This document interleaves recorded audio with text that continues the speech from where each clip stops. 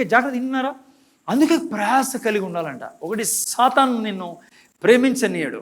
రెండవది, నీ అడుగు అడుగులో నీకు మనుషులు కలుస్తారు. ఎటువంటి మనుషులు? అసలు నేను ప్రేమలో ఉండనీరు వాళ్ళు.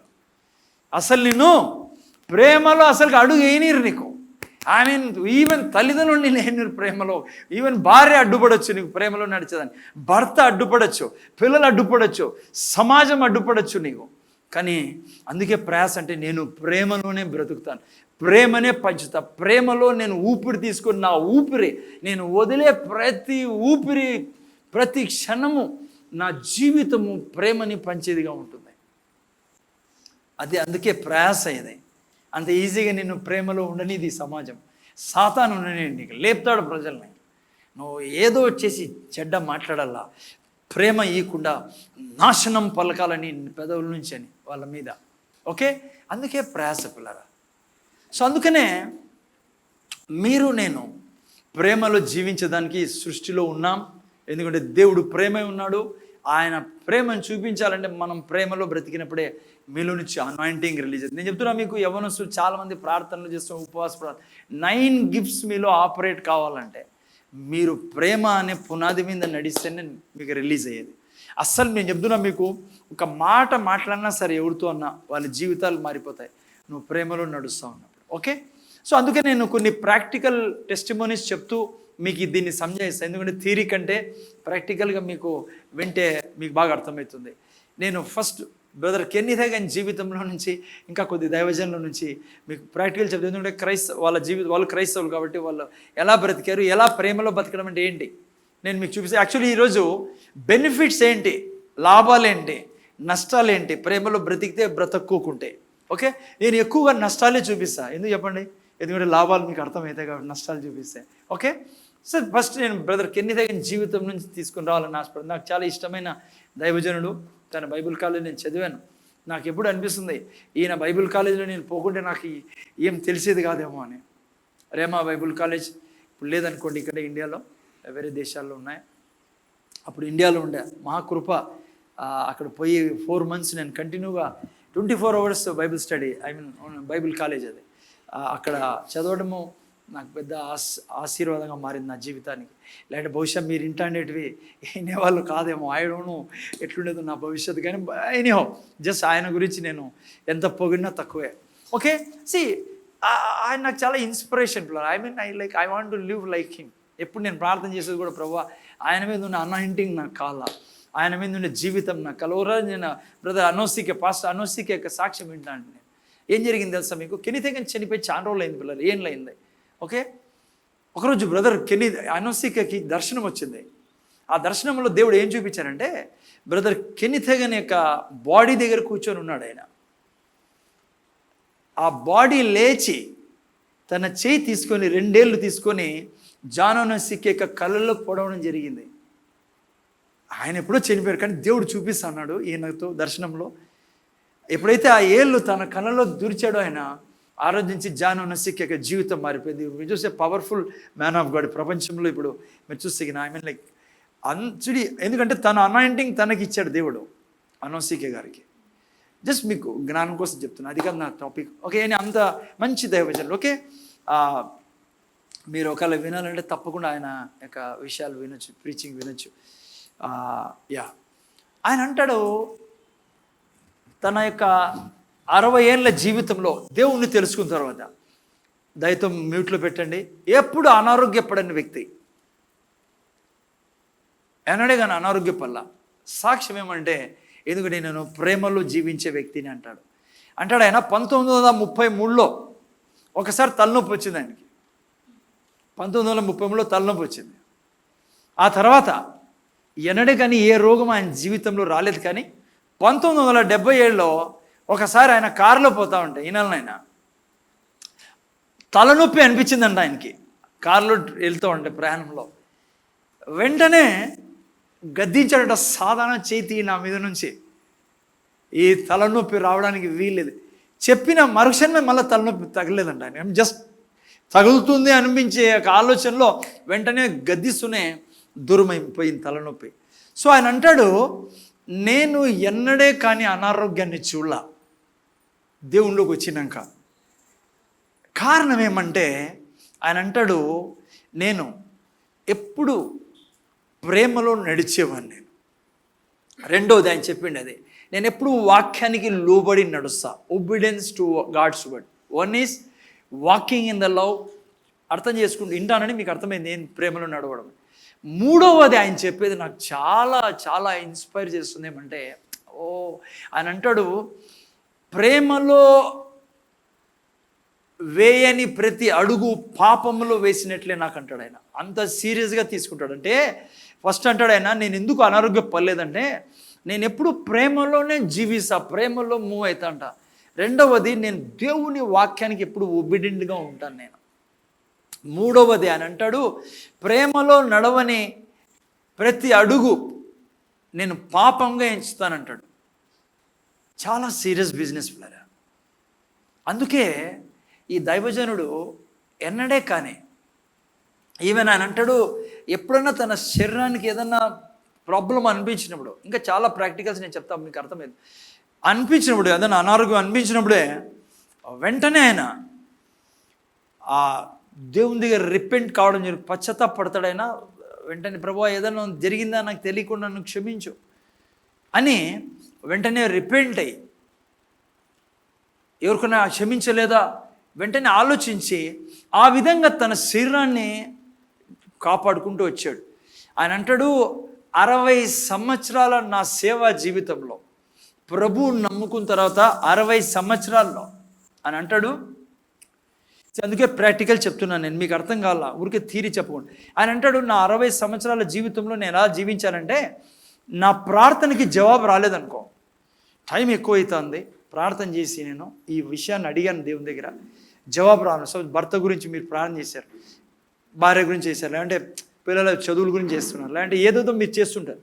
ఆయన ఏమంటాడంటే, నా ప్రార్థనకు జవాబు రాలేదనుకో, నేను కన్ఫెషన్ చేస్తున్న వాక్యాన్ని ఇది ఇది ఇది అంటే మీకు బుక్ కూడా ఇచ్చాం అలా, అది ఆయన దగ్గర నుంచి అట్లా ఆ విషయాలే చాలా వరకు మీ దగ్గర ఉండేది. ఇప్పుడు ఈ రెండు చేస్తూ ఉన్నప్పుడు ఆయన అంటాడు, నాకు జవాబు రాలేదనుకో, వెంటనే నేను ఆలోచించేది మొదలు పెడతా, ఎవరినన్నా నేను క్షమించలేదా, ఎవరి గురించి నా మనసులో హృదయంలో మడత ఉందా, ఈ విధంగా నేను చెక్ చేసుకుంటా. ఆయన అంటాడు, నా ప్రార్థనకు జవాబు రాందే లేదు నా జీవితంలో అంటాడు ఆయన. నాకు అనారోగ్యం తాకలేదంటాడు ఆయన. ఎందుకంటే ఎప్పుడు ఆయన చెక్ చేసుకుంటూ ఉంటాడంట, నేను ప్రేమలో నడుస్తానన్నా, ఏదన్నా వెంటనే ఏదైనా అనిపిస్తే ఆయన వెంటనే పశ్చాత్తాపడతాడు దేవుని సన్నిధిలో, తగలనీడు అసలుగా అనారోగ్యాన్ని. ప్రార్థనకు జవాబు రాలేదనుకో, దేవుని సన్నిధిలో ఆలోచిస్తాడు, దేవుని చెప్తాను, ప్రభా ఎక్కడైనా పొరపాటు జరుగుతుందా నా జీవితంలో, ఎవరి గురించైనా నాకు క్షమించుకోకుండా ఉన్నానా. సో ఈ విధంగా తన జీవితాన్ని జీవించాడు. అందుకే అనారోగ్యంలో తను ఎప్పుడు పడలేదంటాడు. దానికి అర్థం ఇది కాదు, అనారోగ్యం కంప్లీట్గా ప్రతిసారి క్షమించకపోవడం వలన, ప్రేమలో నడవకపోవడం వల్ల అనారోగ్యపడతామని. అనారోగ్య పడ్డానికి 90% కారణం నువ్వు క్షమాపణలో నడవనప్పుడు, ప్రేమలో నడవకోకుండా 90%. ఈరోజు మన శరీరంలో ఏదైనా సమస్య ఉందని 90% కారణము నువ్వు ప్రేమలో నడవకపోవడము, నువ్వు ఇతరులని క్షమించకపోవడం. అదే మెయిన్ 100% రీజన్. బిబ్లికలీ మీరు చూసుకుంటే 10%, నేను ఎందుకు చెప్తాను 10%, ఈవెన్ 10% కూడా 95% అదే పిల్లరా. I mean according to my this thing, నా యొక్క ఎక్స్పీరియన్స్ ప్రకారం ఆయన చెప్పింది నిజమే. ఇంకోటి ఏంటంటే, మిగతా ఏం పర్సెంటేజ్ అంటే, సరిగా మీరు శరీరాన్ని జాగ్రత్త పెట్టుకోకపోవడం వలన, సరిగ్గా నిద్రపోక, సరిగ్గా తినక, ఇష్టానుసారం తినడం, అది కూడా మనకు అనారోగ్యానికి కారణమవుతుంది. అందుకే ఇది క్లియర్ ఉండాలి మీకు. అంత కారణము నేను క్షమించకపోవడమేనేమో అని కాదు, కొంతవరకు వేరే కారణాలు కూడా ఉన్నాయి. ఓకేనా?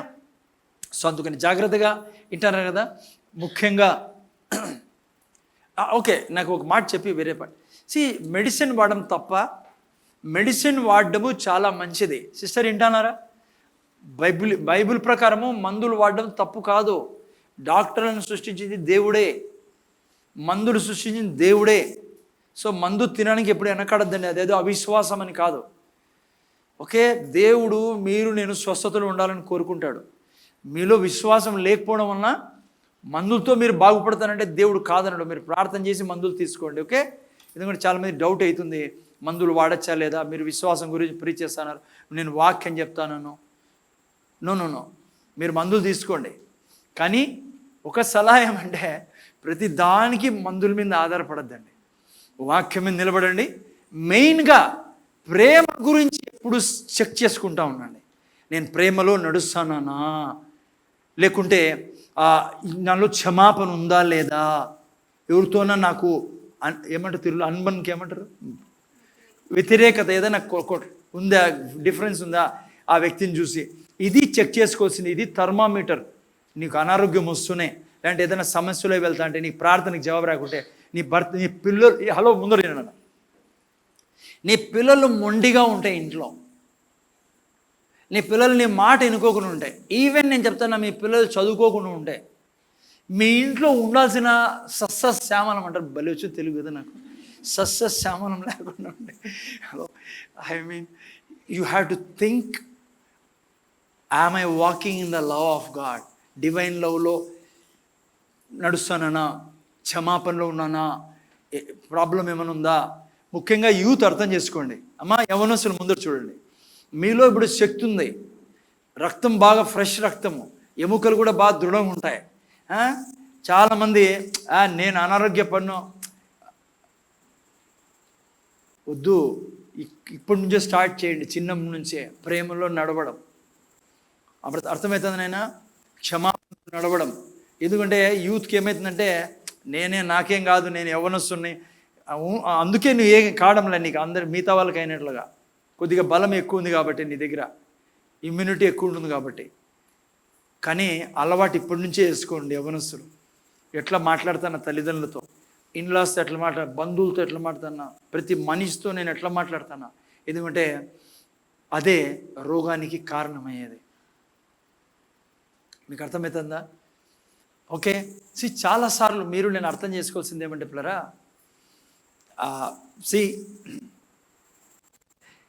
ప్రేమలో నడవడం వలన వచ్చే లాభం కేవలం ఆరోగ్యమే కాదు. ప్రేమలో నేను నడుస్తూ ఉంటే నీ ఆరోగ్యం బాగుంటుంది, నువ్వు బీదరికాన్ని కూడా చూడలేవు. బీదరికం నీ వాకిటి దరిదాపులు కూడా రాలేదు. ఆ తర్వాత ఆత్మీయంగా బలంగా ఉంటావు, శారీరకంగా మానసికంగా బలంగా ఉంటావు, నీ మైండ్ స్ట్రాంగ్గా ఉంటుంది, నీ స్పిరిట్ స్ట్రాంగ్గా ఉంటుంది, నీ రిలేషన్ స్ట్రాంగ్ ఉంటాయి. నీ ప్రతి ఏరియాలో నువ్వు ప్రేమలో నడుస్తూ ఉంటే నువ్వు సక్సెస్ఫుల్గా ఉంటావు బిడ్డ, సక్సెస్ఫుల్గా ఉంటావు. అర్థమైందా నీకు? అందుకే యేసుప్రభు అతనితో అంటాడు, నేను ఇంత అప్పు క్షమిస్తే నువ్వు అతని యొక్క 100 దేనారాలు క్షమించలేదు కాబట్టి ఎక్కడ వేయబడ్డాడు ఆ వ్యక్తి? శిక్షకు పోయాడు పిల్లరా, శిక్షలో వేయబడ్డాడు. నేను ప్రేమలో నడిచినప్పుడు శిక్షలో పడం, కానీ ప్రతి దీవెనలో పడతామ్మా, ప్రతి దీవెనలో నేను జీవిస్తాం. అర్థమవుతుందా మీకు నాకు? ఓకే. ఈరోజు నేను చెప్పాల్సింది ఏంటి మనకు వచ్చే లాభాలు ప్రేమలో నడవడం ద్వారా, వచ్చే నష్టాలు ప్రేమలో నడవకపోవడం ద్వారా. ఓకే, మీకు ప్రాక్టికల్లీ నేను చెప్తాను, మీకు అర్థమవుతుంది, సాక్ష్యాలు ఎక్కువ చెప్తాను నేను. ఓకే, ఫస్ట్ నేను చూస్తే జస్ట్ ఒక వాక్యం, ప్రాఫిట్ గురించి ఒక వాక్యం చూసుకుందాం, నష్టాల గురించి చాలా చూసుకుందాం. ఒకే ఒక వాక్యం ప్రాఫిట్ గురించి, 1 తిమోతి 4:8 చదవండి ఎవడన్నా. 1 తిమోతి 4:8 తొందర చదవాలి నాయన. శరీర సంబంధమైన సాధకము కొంచెము మట్టికి ప్రయోజనకరము. ఇంగ్లీష్లో పెట్టిన ఓకే, శరీర సంబంధమైన సాధకము మట్టికి ప్రయోజనకరమవును. కానీ చూసారా, శరీర సంబంధం అంటే ఫిజికల్ ఎక్సర్సైజెస్ కొంచెమే లాభం ఇస్తాయి నీకు, కానీ దైవభక్తి ఇప్పటికీ జీవము విషయంలోను రాబోవు జీవము విషయంలోను వాగ్దానంతో కూడినదైనందున అది అన్ని విషయములోను ప్రయోజనకరము. ఓకే, మంచిగా రాబడింది. ఇక్కడ అంటే శరీరంలో వ్యాయామము కొంత లాభం ఇస్తుంది, మన లాభం అయితే ఉంది, అందుకే లేచి ఎక్సర్సైజ్ చేయండి పొద్దున్నే కొంచెంసేపు, మంచిది, బైబిలే అంటుంది. కానీ దైవభక్తి అని తెలుగులో రాయబడింది పిల్లలు. ఇంగ్లీష్లో చూస్తే గాడ్లీనెస్, ప్రేమలో నడవడం ఈజ్ ప్రాఫిటబుల్ అంటూ ఆల్ థింగ్స్. అంటే ప్రేమలో నడచడము నీకు ఎంత లాభం అంటే ప్రతి చోట నీకు లాభమే. అంతేకాకుండా అక్కడ చూడు తెలుగులో ఏమైనా అన్ని విషయంలో ప్రయోజనకరం. ఓకే, పైన రాబోవు జీవ విషయంలో కూడా ప్రయోజనం. అంటే ఇక్కడ నువ్వు ఎప్పుడు ప్రయోజనం ఉంటావు, చనిపోయిన తర్వాత కూడా నీకు ప్రయోజనం ఉంటుంది. స్వర్గంలోకి వెళ్తాం కాబట్టి. ఓకే, ప్రేమలో నడవడం అన్న వచ్చే ప్రయోజనం. ఓకే, చాలా అన్ని ప్రయోజనాలు ఉన్నాయి మీకు. అందుకే ఒకే ఒక వాక్యం చూపిస్తాను. ఓకే, ప్రేమలో నడవకపోవడం వలన వచ్చే నష్టాలు, అది నేను ఎక్కువగా కేంద్రీకరించినప్పుడు లాభం కూడా ఆటోమేటిక్గా మీకు అర్థమవుతుంది కదా. మార్క్స్ వార్త 11 తీనైనా 11, 22, 23 ఇక్కడ ముందు చూడండి. నిన్న శుక్రవారం కూడా నేను దీన్ని మీకు బోధించా. ఈ భాగంలో నుంచి యేసు ప్రభు శిష్యులతో అంటున్నాడు. ఇక్కడ ముందు చూడండి నాయనా, యేసు ప్రభు శిష్యులతో అంటున్నాడు, చెట్టుని శపించాడు, చెట్టు ఎండిపోయింది.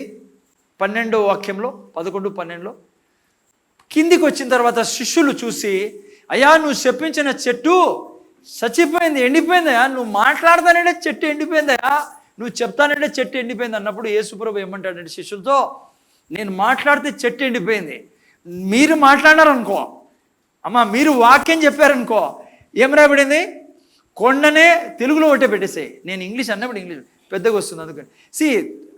నువ్వు ఈ కొండకు చెప్తే కొండపై సముద్రంలో పడుతుంది అంటాడు. అంటే నేనైతే చెట్టుకు చెప్పా, మీరు అంటే మీతో నాతో అంటాడు ప్రభువు, ఈ కొండను చూచి నువ్వు పోయి సముద్రంలో పడవేమని చెప్తే అది జరుగుతుంది అంటాడు. అంటే నా సమస్యలతో మీరు నేను వాక్యం చెప్పినప్పుడు, జాగ్రత్తగా నేను వేరే విషయం చెప్పాలా మీకు, అందుకే నేను ఇది చెప్పి అక్కడికి వెళ్తాను. మీరు చెప్పినప్పుడు ఏ కొండైనా అంటే ఏ సమస్య అయినా పోయి సముద్రంలో పడుతుంది. అందుకనే చెప్పండి వాక్యాన్ని. నా జీవితంలో సమస్యల్ని ఎలా తీసేసుకుంటాం మీరు నేను, వాక్యం చెప్పడం, విశ్వాసంతో వాక్యం చెప్పడం ద్వారా మన సమస్యలన్నీ మనం తీర్చేసుకుంటాం. ఇదే విధానం, ఏడిస్తే కాదు. 24లో అందుకే అంటాడు, మీరు ప్రార్థన చేయనప్పుడు మీరు అడుగుచున్న వాటిని పొంది ఉన్నాం. అంటే మీరు ప్రార్థన చేసినప్పుడు సమస్యకు వాక్యం చెప్పారనుకోండి, సపోజ్ రోగం అనేది సమస్య, యేసు నామములో దూరం పో, యేసై తిన్న దెబ్బల చేత నాకు స్వస్థత లభించింది, అనారోగ్యానికి ఇక్కడ స్థలం లేదన్నప్పుడు ప్రభు అన్నాడు అది వెళ్ళిపోతుంది. ఇదే ఒక క్రైస్తవుడు జీవించే విధానం. బైబిల్లో చాలా ప్రాముఖ్యమైన భాగం పిల్లరా ఇది. దేవుడు మనిషిగా వచ్చి ఒక వ్యక్తి విశ్వాసంతో ప్రార్థన చేస్తే ఏం జరుగుతుందని సృష్టికర్త వివరించిన భాగం ఇది. కానీ 24 తర్వాత చూడండి 25లో ఏమంటాడు, మీరు చూడండి, ఒకని మీద విరోధం ఏమైనా కలిగి ఉన్నడలా మీరు నిలబడి ప్రార్థన చేయనప్పుడల్లా వానిని క్షమించుడి. ఎప్పుడు చెప్పాడు ఇది? వెంటనే. ఈ కొండపై సముద్రంలో పడాలంటే నీలో ఉన్న అనారోగ్యం పోవాలన్నా, నీకున్న ఆర్థిక ఇబ్బందులు పోవాలన్నా, నీకున్న కష్టాలు పోవాలన్నా నువ్వు చెప్తే పోతుంది అని చెప్పి తర్వాత అంటాడు. కానీ దానికంటే ముందు ఒకటి గుర్తుపెట్టుకోవాల్సింది మీరు ఏందంట, 25 పెట్టానా, మీరు ఒకని మీద విరోధం ఏమైనా, మీకు ఒకరి మీద విరోధం ఏమైనా కలిగి ఉన్నాడలా మీరు నిలవబడి, నేను చెప్తాను యేసుప్రభు అనంతపురం భాషలో, ఫస్ట్ ప్రార్థన ఆపు, ఆ కొండ పోదు. అదే చెప్తాను. ఇది ఇంతకుముందు ఏం చెప్పా, నువ్వు వాక్యం చెప్తే ఆ సముద్రంలో పోయి పడుతుంది ఆ సమస్య, నీకు సమస్యలు జీవితంలో ఉండవు అని చెప్పాడు కదా ఆయన. ఇప్పుడు అంటాడు ఫస్ట్ ఆగు, పడదు, నీ సమస్యలు పోవు. ఎందుకంట నువ్వు ప్రార్థన చేయనప్పుడల్లా వానికి క్షమించుడి. అంటే అర్థం ఏం తెలుసా, నువ్వు క్షమాపణ లేకుండా, ఇతరులను క్షమించకుండా, నువ్వు ఆ యొక్క ప్రేమ లేకుండా క్షమించకుండా నువ్వు జీవిస్తూ ఉంటే నీ ప్రార్థనకి జవాబు రాదు. 26లో అంటాడు, అప్పుడు పరలోకమందున మీ తండ్రి మీ పాపంను క్షమించును. అంటే నువ్వు క్షమించకుండా ఒక మనిషిని, దైవిక ప్రేమ ద్వారా నువ్వు క్షమించకుండా అలా నడుస్తానావు అనుకో నీ జీవితంలో, ఇంత గొప్ప వాగ్దానం ఉంది. మనం చెప్తే దయ్యాలు పారిపోతాయి, మనం చెప్తే రోగాలు వెళ్ళిపోతాయి, మనం చెప్తే బీదరికం మన జీవితం నిలబడదు. ఎందుకంటే మనకు వాగ్దానం చేశాడు దేవుడు. ఆ దేవుడు అంటాడు, కానీ ఫస్ట్ నువ్వు అందరినీ క్షమించేవాడే ఉండాలా. నీలో ఎవ్వరి గురించి కూడా పాపం ఉండకూడదు, క్షమించలేని తనం నీలో ఉండకూడదు. ఉంటే నీ ప్రార్థన వినపడదు, మీ ప్రార్థనకి జవాబు రాదు. వినపడదు కాదు, ప్రార్థనకి జవాబు రాదు. ఆ తర్వాత భయంకరమైన మాట ఏమో తెలుసా? పరలోకమందున్న మీ తండ్రి మీ పాపములను మీరు క్షమించకుంటే క్షమించడు. దేవుడు మనిషిగా నిలబడి చెప్తానే మాటలు ఈ భూమి మీద. అందుకే క్రైస్తవుల జీవితాల్లో చాలా చోట్ల ప్రార్థనకి జవాబు రాదు. జాగ్రత్త వినండి ప్లారా. నేను అనేక మంది దైవజనులు, సక్సెస్ఫుల్ దైవజనుల యొక్క చెప్పిన విషయం మీకు చెప్తాను. నువ్వు ఇతరులను క్షమించకుండా బ్రతుకుతూ ఉంటే నువ్వు విషం తాగుతూ బ్రతుకుతున్నావు. ఒక మనిషి విషం తాగి చచ్చిపోతారు కదా, కానీ ఇది ఎట్లుంటుందంటే నువ్వు క్షమించకుండా నువ్వు పగ ద్వేషంతో బ్రతుకుతూ ఉంటే నువ్వు ఆల్రెడీ విషం తాగుతా ఉన్నావు అంటాడు. ఇంకో ఆయన అంటాడు, నువ్వు రాటిల్ స్నేక్, కట్లపాముతో సంసారం చేస్తాను అంటాడు ఆయన. కట్లపాము ఒకసారి సంపదో, అది పొడిస్తే అది కాటేసే టైం తీసుకుంటుంది చచ్చిపోయిన మనిషి, కానీ కూల్చిపడేస్తుంది మనిషిని, క్షణం చంపుతుంది. అది అంత డేంజర్ మా. క్షమించకపోవడం, నువ్వు క్షమించే, నువ్వు ప్రేమతో నిండి జీవిస్తూ, ప్రేమ యొక్క నిదర్శనం ఏంటి? నువ్వు ప్రేమలో జీవిస్తున్నావు దానికి గుర్తేంటి? ఒక వాక్యం చదువు. నేను మళ్ళా అటుకొస్తా. రోమిల్ రాసిన 13:10. జస్ట్ ఒక వాక్యం చదుదాం. నువ్వు ప్రేమలో నడుస్తున్నావా లేదానికి గుర్తేంటి? ప్రేమ పొరుగువానికి, అందరు నాతో పాటు చెప్పండి నాయనా, ప్రేమ పొరుగువానికి కీడు చేయదు గనుక ప్రేమ కలిగి ఉండుట ధర్మశాస్త్రము నెరవేర్చుటే. సో నువ్వు కీడు చేయవు అంటే ఆ వ్యక్తిని నువ్వు క్షమిస్తావు. క్షమించకోకుంటే నువ్వు విషం తాగుతున్నావు, లేకుంటే కట్లపాముతో నివాసం చేస్తున్నావు అంటాడు. సో అంత డేంజర్. మీరు నేను ప్రేమలో జీవించుకోకుండా పగతో జీవించడం, క్షమించకుండా జీవించడం. ఒక అర్థమవుతుందా? అందుకే బ్రదర్ హెగిన్ లాంటి దైవజనులు అంటారు, 60 ఏళ్ళలో ఈవెన్ తలనొప్పి చూడలే మేము, ఈవెన్ ఆస్ప్రిన్ నేను ఎప్పుడు వేసుకోలే, అనాసిన్ వేసుకోలే అంటాడు ఆయన. అసలు తాకేది కాదు వాళ్ళ శరీరానికి పిల్లరా, కానీ వాళ్ళే తాకారనుకో రోగానికి. పెరాలటిక్ మనుషులు లేచి నిలబడ్డారు, చచ్చిపోయిన శవాలు లేచి నిలబడ్డాయి. ఎందుకు తెలుసా? ప్రేమతో ఈ భూమి మీద ఊపిరి తీసుకునే వ్యక్తి పాతాళానికి పెద్ద తలనొప్పి పిల్లరా. అందుకే వాడు ప్రేమలో బ్రతకనీయుడు, నిన్ను నన్ను పగలో బ్రతకనిస్తాడు. వాడికి తెలుసు నువ్వు వాడి ఆధీనంలోకి రావాలంటే నీలో ప్రేమ ఉండకూడదు, నీలో ఏముండాలా? పగ ఉండాలా. అందుకే రాయబడింది, ప్రేమ నీలో ఉంటే నువ్వు ఏం చేయవంట? పొరుగువానికి ఏం చేయవు? కీడు చేయవు. ఓకే, చూడండి పేతురు నోటి నుంచి విందాం. ఓకే, పేతురు ఏమంటాడో, ఏ రీతిగా ప్రేమలో జీవించేవాడు ప్రతి క్షణము జీవిస్తాడు. పేతురు చాలా క్లియర్గా వివరణ ఇచ్చాడు. 1 పేతురు 3వ అధ్యాయంలోకి రండి. 1 పేతురు 3వ అధ్యాయంలోకి రండి. ప్రాక్టీస్, నువ్వు ప్రేమలో ప్రాక్టీస్ చేసే వ్యక్తివైతే, దినమంతా ప్రేమలో నడిచే వ్యక్తివైతే ఎట్లుంటావంట? చదవండి ఇక్కడ 1 పేతురు 3వ అధ్యాయం 8. తెలుగులోనే పెట్టినాను, పర్లేదు, ఇంగ్లీష్ అవసరం. చూడండి, నేనే చదువుతా. తుదకు మీరందరూ ఏక మనస్సులై ఒకరి సుఖ దుఃఖముల యందు ఒకరు పాలుపడి సహోదర ప్రేమ గలవారును కరుణా చిత్తులను వినయ మనస్కులై ఉండుడి. అమ్మా వింటారా? జాగ్రత్తగా వినండి, పడుకోకండి. ఇక్కడ పడుకున్నారా మొత్తం లైఫ్ పడుకునే ఛాన్సెస్ ఉన్నాయి. అమ్మా వింటారా? మెలకుగా వినండి. ఓకే, ఏమంటాడు? సహోదర ప్రేమ గలవారును కరుణా చిత్తులను వినయ మనస్కులై ఉండుడి. ఆ తర్వాత 9వ వాక్యము, ఆశీర్వాదమునకు వారసులవుటకు మీరు పిలువబడితే గనుక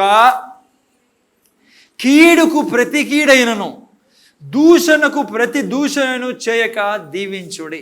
ఇంగ్లీష్లో చాలా బాగా, నేను నాలుకను నేను చెప్తున్నా. ప్రాక్టీస్ ఏంటంటే దినమంతా మీరు నేను చేయాల్సిన, ముఖ్యంగా ప్రేమలో నడవాలని కోరుకునే మనము ముఖ్యంగా మన నాలుకను ఒక పాము ఉన్నట్లు పట్టుకోలేరా. మళ్ళీ పాము అనుకోవద్దని మీ నాలుకని పొరపాటు మళ్ళీ అందరూ పోయి చెప్పదండి. మా పాస్టర్ పాము అంటాడు మా నాలుక. పాము గురించి ఎంత జాగ్రత్తగా ఉంటాం మనము కదా, అందరికంటే జాగ్రత్త మన నాలుక గురించి జాగ్రత్తగా ఉండాలి. ఎందుకంటే ఆడే మన సర్వం దాగి ఉంది, దాన్ని చాలా జాగ్రత్తగా గార్డ్ చేయాల. ఎందుకు తెలుసా? చూడండి ఎందుకో గాడ్ చేయాలో తిప్పునైనా, జీవమును ప్రేమించి మంచి దినములు చూడగోరువాడు.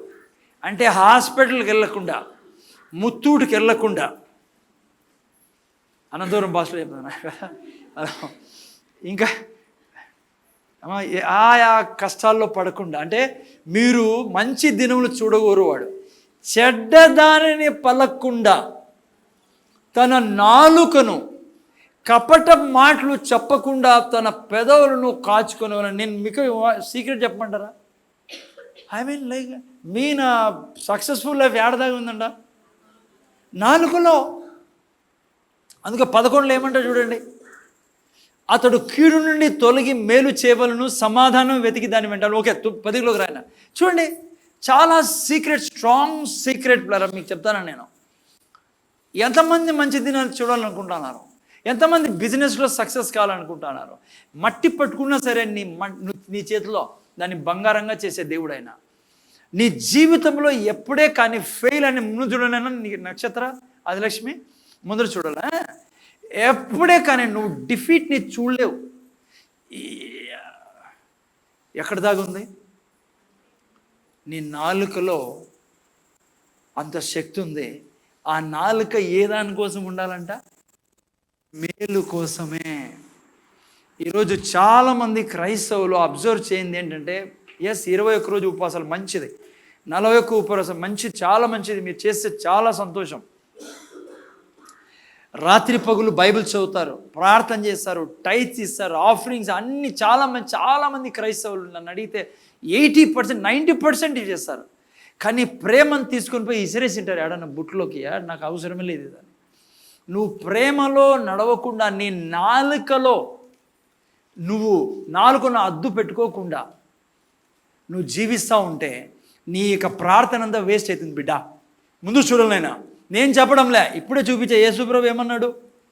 మీరు ప్రార్థన చేయడం వల్ల ఈ కొండకు చెప్పండి, అది పోయి సముద్రంలో పడుతుంది, అనుమానించకండి అంటాడు. కింద వచ్చి అంటాడు, నువ్వు ప్రార్థన చేయకముందు నీకు ఎవరితోనో విరోధం ఉంటే క్షమించు, లేకుంటే పరలోకమందున్న తండ్రి నీ పాపములను, నీ పాపం అడ్డు నీ యొక్క మనం అందరూ పాపం నుంచి విడుదల చెందుకున్నాం, పాపం లేదు మన మీద. కానీ నువ్వు ప్రేమలో నడవకోకుండా ఉంటే స్వర్గానికి నీకు ఫైటింగ్ స్టార్ట్ అవుతుంది. అంటే ఆయన ఏం నీకు నాశనం చేయడు, నీ కార్యాలు జరగవు. ఇక్కడ చూడు ఏమంటాడు పిల్లరా. అందుకే చాలామంది క్రైస్తవులు, నేను నా జీవితం కూడా చూసుకున్నాను నేను. మన జీవితాల్లో ఎందుకు జవాబు రాదు, ఎందుకు మనము సమాధానంలో సంతోషంలో మన పిల్లలు మంచి చదువుకొని మంచి జ్ఞానులుగా ఉండరు, ఎందుకు మన ఇంట్లో నా స్వర్గపు వాతావరణం ఉండదంటే, మీరు నేను కీడు చేసేది మానుకోవాల పిల్లరా. ముఖ్యంగా నాలుకతో కీడు చేసేది మానుకోవాలా. పెట్టినా అదే 1 పేతురు 3:12 పెట్టండి. చూడండి బైబిల్ ఏమంటుందో, దేవుడు ఏమంటాడో చూడండి. 3:12లో ప్రభువు కన్నులు నీతిమంతుల మీదను ఆయన చెవులు వారి ప్రార్థనల వైపున ఉన్నవి కానీ, నాతో పాటు చెప్పండి అందరూ చెప్పండి, ప్రభువు కన్నులు నీతిమంతుల మీదను, మన మీద ఉంది, చెప్పండి, నా మీద ఉంది. ఆయన చెవులు నా ప్రార్థనల వైపున ఉన్నవి కానీ ప్రభు ముఖం కీడు చేయు వారికి విరోధంగా ఉంది. నువ్వు కీడు చేసే మనిషివైతే, తండ్రిగా నేను నీతో మాట్లాడతాను ఈ ఉదయకాలంలో, వాక్యం వింటున్న ప్రతి ఒక్కరూ, నువ్వు కీడు చేసే మనిషివైతే, నేనెవరు కీడు చేశాను సార్? నీ నాలుకలో ఇతర మనుషుల కొరకు చెడ్డ ఉందా, నువ్వు కీడు చేసే మనిషివి. బైబుల్ ఏమంటుందంటే, ప్రభు ముఖము కీడు చేయవారికి విరోధంగా ఉంది బిడ్డ. అందుకే క్రైస్తవులు ఈరోజు అనారోగ్యంలో లేని సమస్యలు దేవుడు అంటే ఇష్టం లేక కాదు, క్షమాపణ పొందుకోలేదని కాదు, వారు దేవుని బిడ్డలు కాదని కాదు, వారు దేవుని బిడ్డలే, నీతిమంతులే, పరిశుద్ధులే, దేవుని యొక్క సంతానమే. కానీ ప్రభు అంటాడు, వారి యొక్క ప్రభు ముఖము కీడు చేయు వారికి విరోధంగా ఉంది. సో మీరు నేను జాగ్రత్తగా ఉండాలి పిల్లరా. ప్రేమలో నడవడం అంటే సహోదరునికి ఏం చేయదు, కీడు చేయదు. ఈరోజు చాలామంది నోరు తెరిసే ప్రతి క్షణం కీడు కీడు కీడు, ఇతరులను క్రిటిసైజ్ చేయడం, ఇతరులను కర్స్ చేయడం. ఈవెన్ నేను ఏదో చర్చిలో ఉండాల గురించి మాట్లాడడంలా, ఆ నో నీ బంధువుల విషయంలో, ఈవెన్ ఏ మనిషి విషయంలో సృష్టిలో, ఈవెన్ ఒక మర్డరర్ గురించి కూడా, నువ్వు పొలిటీషియన్ గురించి, నువ్వు నీ పెదవుల మీద కీడు వస్తుందనుకో, నువ్వు దేవుని ముఖం నీకు విరోధంగా ఉంటుంది. ఎందుకో తెలుసా, దేవుడు ప్రతి పాపి కొరకు చనిపోయి ఈ సృష్టిలో తన ప్రాణం పెట్టాడు. నీకు నాకు హక్కు లేదు ఎవరి గురించి చెడు మాట్లాడడం. ఓకే, 2 ప్రాక్టికల్ ఎగ్జాంపుల్స్ మీకు చెప్తా, మీకు అర్థమవుతుంది. అదే బ్రదర్ కెన్నీత్ హేగన్ జీవితంలో నుంచి. ఎందుకంటే ఆయన నాకు కావాలా. ఎందుకు ఆయన అనారోగ్య పల్లా? చాలామంది క్రైస్తవ దేవుడే అనారోగ్య పెడతారంట. నో, దేవునికి దానికి సంబంధమే లేదు. ముందర చూడండి, ఈయన ప్రాక్టికల్గా మీకు చెప్తా. ఒకరోజు ఏం జరిగిందంటే, బ్రదర్ కెన్నీత్ హేగన్ చర్చిలో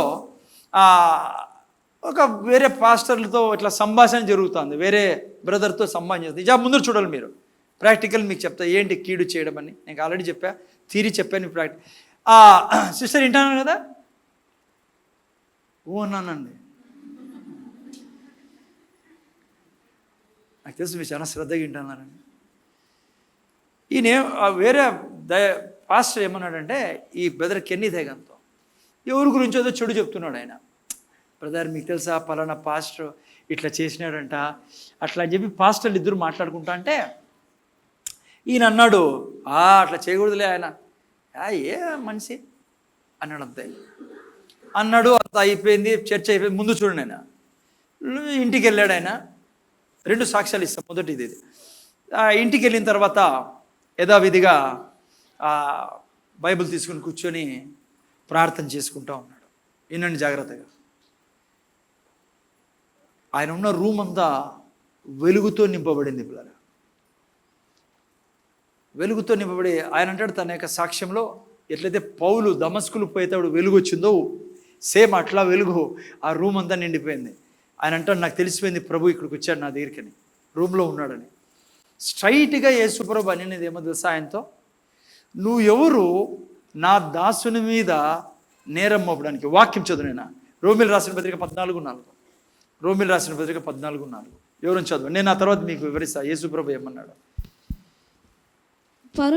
పరుని సేవకునికి తీర్పు తీర్చుటకు నీవెవడవు? చూసారా అమ్మా, ముందు చూడండి. అతడు నిలుచుండుటైనను పడి ఉండుటైనను అతని సొంత యజమానుని పనియే. అతడు నిలుచును, ప్రభు అతన్ని నిలబెట్టుటకు శక్తి గలవాడు. అట్లా ఉండైనా జాగ్రత్త తినంటారా. యేసు ప్రభు తన ముఖం చూసి అంటున్నాడు, కెన్నీత్ హేగన్ ముఖం చూసి అన్నాడు, పరుని సేవకునికి తీర్పు తీర్చుటకు నువ్వు ఎవడు అన్నప్పుడు ఆయన అనంట, ప్రభా నేను ఎవరు తీర్పు తీర్చలేదు ప్రభా అంటే, మళ్ళా యేసు ప్రభు పరుని సేవకునికి తీర్పు తీర్చుటకు నువ్వు ఎవరు? తనకు అర్థమైపోయింది ఆడ మాట్లాడుకునే డిస్కషన్. మూడోసారి యేసుప్రభు అన్నాడు, పరుని సేవకునికి తీర్పు తీర్చుకు నువ్వు ఎవడువి? అతడు నా సేవకుడు, నువ్వెవరు తీర్పు తీర్చడానికి? వెంటనే ఆడ కాళ్ళ మీద మోకాళ్ళ మీద పడి, క్షమించు ప్రభువా నేను తప్పు చేశానన్నాడు. ప్రభు అన్నాడు అనంతో, నా సేవకుడు తను, నా బిడ్డ తను నిలబెట్టుకునే బాధ్యత నాదని. అక్కడ ఏం జరిగిందంటే, ఆ యొక్క సేవకుడు ఎవరి గురించి వీళ్ళు మాట్లాడారో ప్రభు ఆ సేవకుని ఎంతో వీళ్ళకంటే గొప్ప చేశాడు. సో ఇది ఒక ఎగ్జాంపుల్ మీకు చెప్తాను, తన జీవితంలో జరిగింది. అందుకే మీరు నేను మాట్లాడుకునే ప్రతి మాట ఎవరింటన్నారు? దేవుడు. ఎందుకంటే అక్కడ ఏం రాబడింది, ఇంతకుముందు చదువుకున్నాం, ఆయన ముఖం ఏమై ఉంటుందంట, కీడు మాట్లాడే వారికి విరోధంగా ఉంది. అందుకే ప్రతి మాట, మీరు నేను మాట్లాడే ప్రతి మాట దేవుడు వింటాడు. జాగ్రత్తగా ఉండాలి మీరు నేను. ఇదేదో స్టోరీ కాదు, మనం ఏదో రాయదేరుకు రప్పదేరుకు రాలే, సజీవుడకు దేవుడి దగ్గరికి వచ్చాం. ఓకే, రెండో సాక్ష్యం మీకు చెప్తాను వినండి, ఆయన జీవితంలో నుంచి. ఒకరోజు చాలా ఇంపార్టెంట్ వినండి. ఇట్లే తను ఒక మీటింగ్లో ప్రీచ్ చేస్తున్నాడు. ఆయన సేవ చేసిన తర్వాత అట్లే ఆయన పాస్టర్ కాబట్టి పాస్టర్లు ఉదాహరణమే ఉంటుంది మీకు ఎక్కువ, ఓకేనా. సో ఇంకో దైవజనుడితో మాట్లాడుతూ ఉన్నప్పుడు ఆయన ఇతనితో మాట్లాడాడు. ఇతనితో అన్నాడు, కెన్నీత్ హేగన్ బ్రదర్తో, బ్రదర్ మీకు పలానా పాస్టర్ తెలుసా? ఆయన్ని తీసేశారు ఆ చర్చిలో నుంచి, మీకు తెలుసా ఎందుకు తీసేశారో అన్నప్పుడు, నువ్వు విన్నాను నేను, ఆయన చేయకూడదు కదా అట్లా పనులు. తీసేకి ఏం చేస్తామన్నాడంట. జస్ట్ సింపుల్ ఈ మాటలే వినండి ఇప్పుడు ఏం జరిగిందో. పోయాడైనా మీటింగ్ తర్వాత రాత్రి బైబిల్ చదువుకున్నాడు, ప్రార్థన చేసుకున్నాడు, కన్ఫెషన్ చేశాడు. మనం పడుకుని 91వ కీర్తన వినాలా జాగ్రత్తగా, వాక్యం అంతా చెప్పాడు, కన్ఫెస్ చేశాడు. పడుకున్నాడు, ముందర చూడాలా, నిద్ర రావడంలా. ఇట్లా దొర్లుతున్నాడు, అట్లా పొర్లుతున్నాడు, నిద్ర రావడంలా. కానీ ఈయన సాక్ష్యం ఏంటంటే, ఈయన ఎప్పుడైతే బెడ్ మీద పిల్లో మీద తన తల పెడతాడో, చిన్న బిడ్డ పడుకుంటాడు. తన అనుభవం అదే, తన జీవితంలో ఎప్పుడు జరిగేది అదే. ఉదయం ఎప్పుడు లేయాలనుకుంటాడో అప్పుడు లేపుతాడు దేవుడు వచ్చి. ఈయన జీవితం అట్లాదే. అయితే ఆ రోజు నిద్ర రావడంలా, ఇట్లా తిరుగుతాడు, అట్లా తిరుగుతాడు, ఏం చేసినా కావడంలా. మళ్ళా ప్రభుతోనే అంటున్నాడు, ఇట్లుంటే నేను ఏం సేవ చేస్తా, ప్రభుకే అంటున్నాడంట. అంతే తన మాటలు మనం అట్లా అనుకుంటాం కదా చాలాసార్లు. ఇట్లుంటే నేను ఏం సేవ చేస్తా ప్రభువా, పొద్దున్నే ప్రీచ్ చేయాలి, నేను మీటింగ్స్ ఉన్నాయి, నేను ఇంతవరకు రెస్ట్లో లేకుంటే, నాకు నిద్ర రాకుంటే నేను పొద్దున్న ఎండ్లో సేవ చేస్తా అంటాన్నాడు. కానీ నిద్ర రావడంలా. డోర్లు సిస్టర్ వింటానా, బ్రహ్మాండం గాఢంగా ఉంటుంది లేండి. చెక్ చేస్తున్నారా ఎట్లా నాకు నిద్ర వస్తుందా రాదని చూస్తాం. ముందర చూడండి. సో అప్పుడప్పుడు నవ్వించాలి మీకు. ఓకే, ముందర చూడండి. అయితే మీరు కూడా జ్ఞాపకం పెట్టుకోండి, ఎందుకు చెప్తాను. మీకు నిద్ర రాలేదనుకోండి, మనం ముందు చూసేది సార్ చట్నీ తినింటే అందుకని రాలే కాదు, చట్నీ కాదు అది, చాలాసార్లు వేరే కారణం ఉంటుంది. అందుకే నేర్చుకోండి ఈరోజు. ఓకే, ఈయనకి ఏం చేయాలో అర్థం కాక బెడ్ మీద దిగాడు. బెడ్ మీద దిగి మోకరీలు అన్నాడు. ముందర చూడండి, ఆయన అన్నాడు, ప్రభువా, అర్థమైపోయింది తనకి, ఎక్కడో ఏదో పొరపాటు జరిగింది, నాకు సహాయం చేయి.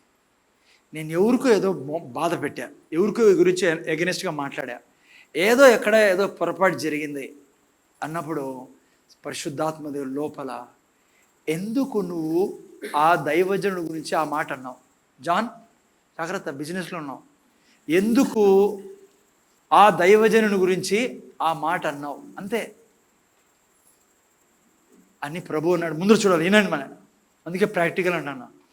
నీకు తెలుసా ఆ దైవజనుడు ఎంత ప్రెషర్లో ఉన్నాడో, ఎంత కష్టంలో వెళ్తున్నాడో నాకు తెలుసు, నువ్వు ఎందుకు తీర్పు తీరుస్తున్నావు?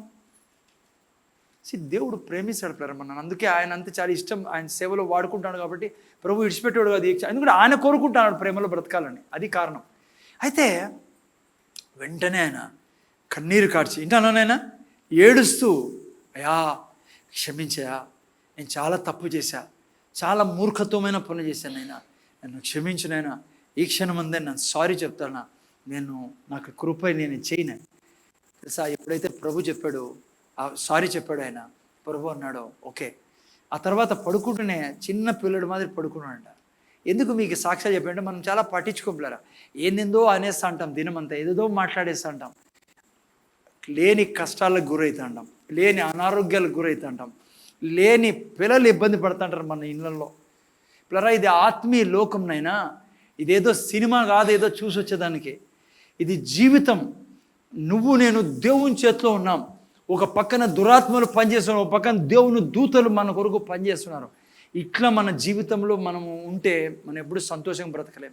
చాలామంది దగ్గర క్రైస్తవులు పొద్దున్న నుంచి సాయంత్రం వరకు ఎప్పుడు ఇంకోరి గురించి చెడ్డ మాట్లాడుతూనే ఉంటారు. కీడుకి అది ప్రేమ కాదు. ఆల్రెడీ చూపించే వాక్యంలో, ప్రేమలో ఉండేవాడి తన సోదరుని కీడు చేయడు. 13:10 మర్చిపోకండి, జాగ్రత్తగా అంటారా.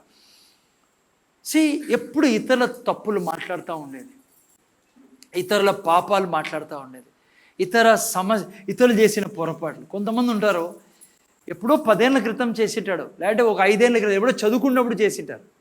జాగ్రత్తగా వినండి, మీరు కూడా మీ పాపాలని గుర్తుపెట్టుకోకూడదు. 45 తీసిపెట్టి 43, 20, 26 యెషయా గ్రంథం. జాగ్రత్త వినంటారా, మీరు నేను ఫస్ట్ నా పాపాలు కూడా ఎప్పుడు గుర్తు చేసుకోకూడదు. అది పెద్ద అడ్డంకు పడిపోతుంది. ఎందుకంటే దేవుడు ఏమన్నాడు 25లో 43, 25లో, నేను నీ అతిక్రమలను నేనే నా చిత్తానుసారంగా నీ అతిక్రమం తుడిచివేయుచున్నాను, నేను నీ పాపములను జ్ఞాపకం చేసుకొనను. నేను నీ పాపములను జ్ఞాపకం చేసుకోను అన్నాడా? నువ్వు ఎందుకు జ్ఞాపకం చేసుకుంటావు? నేను చెప్తున్నా ఇంకో విషయము, నువ్వు జ్ఞాపకం చేసుకుంటున్నావు నీ పాపాలంటే నువ్వు దేవుడు నమ్మడంలా. సైతాన్ అందుకే నీ జీవితంలో విజయం సాధిస్తాడు. నేను నీకు నిన్న వారం కూడా చెప్పా, గతం లేదు మనకి. ఇప్పుడు కరెక్ట్గా 12 అయింది కదా. 11:59 ఏం జరిగిందో దాంతో నాకు సంబంధం లేదు నాకు. ఎందుకంటే నేను సారీ చెప్పేశా. నా ప్రభు అంటాను, నేను జ్ఞాపకం చేసుకోను, నువ్వు జ్ఞాపకం చేసుకోవద్దు, ఇంకా కొత్త జీవితం స్టార్ట్ చేయి. ఇప్పుడు నేను కీడు చేసేవాడిని ప్రభా, చెడ్డోని, నేను దుర్మార్గుడిని నువ్వు అనుకుంటా ఉండొచ్చు. నువ్వు చెప్పావనుకో, సారీ ప్రభా, నాకు అర్థమవుతుంది నా జీవితం ఎలా జీవించాలో అన్నప్పుడు దేవుడు అంటాడు, ఇంకా గతంతో నీకు కనెక్షన్ లేదు, ఇక నుంచి హ్యాపీగా ముందుకెళ్ళు, నేను నీతో ఉన్నా. అది పిల్లల క్రైస్తవ జీవితం. రెండోది ముఖ్యంగా అండి, చాలామందికి ఉన్న అలవాటు ఏం తెలుసా, ఎప్పుడు ఇతరుల గురించి చెడ్డ మాట్లాడుతూ ఉంటారు. 3 ఏళ్ల క్రితం 5 ఏళ్ల క్రితం ఆడు చేశాడు, ఇది చేశాడు. ఇంకొకరు చెడు మాట్లాడకండి బిడ్డ, మంచిది కాదు అది. మీ జీవితం క్షేమంలో ఎప్పటికీ ఉండదు. అది ప్రేమ కాదు, అది ప్రేమ లేనితనం. నువ్వు ఇంకొకరి గురించి పెదవుల మీద చెడ్డ మాట్లాడుతున్నావంటే దానికి నిదర్శనం నీలో ప్రేమ లేదు. ఎందుకంటే ప్రేమ తన సహోదరునికి కీడు చేయదు. రోమిలు రాసిన పత్రిక 13:10. పేతురు అదే అంటున్నాడు, ప్రేమలో ప్రాక్టీస్ చేసేవాడు ఎట్లుంటాడంట, తన పొరుగువాన్ని కీడు చేయడు. నువ్వు కీడు చేస్తానంటే ఏ దాంట్లో లేవు, ప్రేమలో లేవు. కీడు చేసే వాళ్ళకి దేవుడు ఏమై ఉన్నాడంట, విముఖుడై ఉన్నాడు. తన ముఖము నీ దిక్కు చూపిడు ఆయన. అంత డేంజర్ ప్లేయర్. అందుకే సాతాను వర్ధిల్లుతూ ఉంటాడు క్రైస్తవుల జీవితాల్లో. అందుకే అనారోగ్యం, అందుకే భయం చింత, ఏమవుతుందో ఏమో, రేపు పిల్లలు బాగుంటారు, పెళ్ళిళ్ళు అవుతాయో లేదో, పెళ్ళిళ్ళు ఎందుకు. నువ్వు ఎప్పుడైతే ప్రేమలో నడుస్తావో నీలో ఉన్న స్వర్గము, పైన స్వర్గం నీలో అనుభవిస్తాడు. అందుకే యేసుప్రభు అన్నాడు, పరలోకమందు నీ చిత్తం నెరవేర్చబడినట్లు ఈ భూమి మీద నెరవేరును గాక. అందుకే 1 పేతురు 4:8 ఏమంటాడు తెలుసా, ప్రేమ నీలో ఉంటే ఏం చేస్తావు తెలుసా నువ్వు. చూడండి ఏం రాయబడిందో, 1 పేతురు 4:8 చదువునైనా. ఆ తర్వాత మీరు 10-12 సామెతలను 10-12 కూడా పెట్టచ్చు. చూడు, నీలో ప్రేమ ఉంటే ఏం చేస్తావు అమ్మ, నీలో ప్రేమ ఉంటే ఏం చేస్తావు, కులేపా, నీలో ప్రేమ ఉంటే ఏం చేస్తావు, నీలో ప్రేమ ఉంటే ఏం చేస్తావు, అక్కడ చదువు. ప్రేమిస్తాను కాదు, కీడు చేయము, ఇతరుల గురించి చెడ్డ మాట్లాడు. చాలా స్ట్రాంగ్ ప్రీచింగ్ పిల్లరా ఇది. నేను కోరుకుంటున్నా ఏ సంఘము పరిశుద్ధాత్మతో నిండిన సంఘమై ప్రేమ ఏడుంటుందో దేవుని సామర్థ్యం ఆడుంటుంది బిడ్డ. ఎన్ని నేర్చుకొని పోకండి, ఊరికి ఎన్ని పోకండి, నిర్ణయించుకొని పోండి. నువ్వు ప్రేమలో ఉంటే ఇంకొకరికి కీడు చేయవు. కోపంతో మాట్లాడు, అసహ్యంతో మాట్లాడు, ద్వేషంతో మాట్లాడు, ఇతరుల గురించి మాట్లాడుతున్నావు అంటే నువ్వు దేవునికి విరోధం అయిపోతున్నావు బిడ్డ. దేవుని ముఖం నీకు విరోధంగా ఉంటుందని బైబిల్ చెప్తుంది. యేసుప్రభు అంటాడు, నువ్వు ప్రార్థన చేస్తే ఫస్ట్ క్షమించి ఇతరులని, లేకుంటే పరలోకమందున్న తండ్రిని నువ్వు క్షమించడు. అందుకే ఇతరులతో మాట్లాడకండి, ఇతరులకు కీడు చేయద్దని మాట్లాడే. అది ఆఫీసర్ కానీ అన్యుడు కూడా, క్రైస్తవుల గురించి కానీ నేను మాట్లాడతాను, అందరి గురించి. నీ భర్త, నీ భార్య, నీ పిల్లలే కాదు, ఎవ్వరి గురించి నువ్వు, ఈవెన్ నీ పిల్లల కీడు మాట్లాడదు ఇంట్లో కూర్చొని. నీ చేతగానో రా అనుకో, అది కూడా కీడు కిందికి వస్తుంది. ప్రేమలో నువ్వు ఉంటే ఏం చేస్తావో తెలుసా, నువ్వు ప్రేమ అనేక పాపములను కప్పును గనుక అన్నిటికంటే ముఖ్యంగా ఒకని ఎడల ఒకడు మిక్కటమైన ప్రేమ గలవారే ఉండు. నువ్వు ప్రేమ కలిగిన వ్యక్తివైతే నువ్వు ఏం చేస్తావో తెలుసా, ప్రేమ పాపాలను ఏం చేస్తుంది, కప్పుతుంది. పోయి అందరికీ గబ్బు లేపదు, అందరికి చెప్పదు, వాళ్ళిట్లా వీళ్ళిట్లా, ఆ పాప ఇట్లా, ఆ పిల్లోడు ఇట్లా. నువ్వు చేస్తూ ఉంటే నీ జీవితంలో రోగాలకి ఆహ్వానం పలుకుతాను, నీ జీవితంలో ఓటమిగా ఆహ్వానం పలుకుతాను బిడ్డ. గుర్తుపెట్టుకో, దేవుని ముఖం నీకు విరోధంగా నిలబడి ఉంటుంది. ఎప్పుడు ఎవరు సహాయం చేయాలో ఆ దేవుడి నుంచి నువ్వు, ఆ దేవుడే నీకు సహాయం చేయకుండా చేసుకుంటావు. అందుకే సామెతల గ్రంథం 12:10-12 కూడా ఈ మాట రాయబడి, చదువునేనా.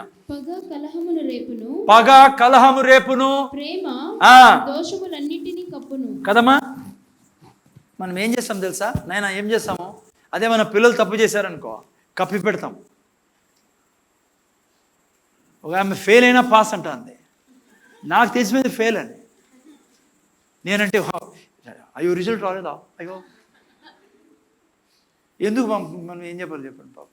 అదే వేరే వాడు ఫెయిల్ అయినాడు అనుకో, పిలిచి చెప్తాం, రా నీకు తెలుసా. ఎందుకట్లా, పిల్లలంటే ప్రేమ. నేను చెప్తున్నా, మనం ప్రతి మనిషితో ఈ భూమి మీద బ్రదర్ కెనీ దగ్గర యొక్క స్లోగన్ నాకు చాలా ఇష్టం. ఏమంటాడు తెలుసా? ప్రేమలో లేకుండా వేసే ప్రతి అడుగు పాపపు అడుగు అంటాడు ఆయన. ఎందుకంటే దేవుడు ముఖము ఆ వ్యక్తికి విరోధంగా ఉంటుంది.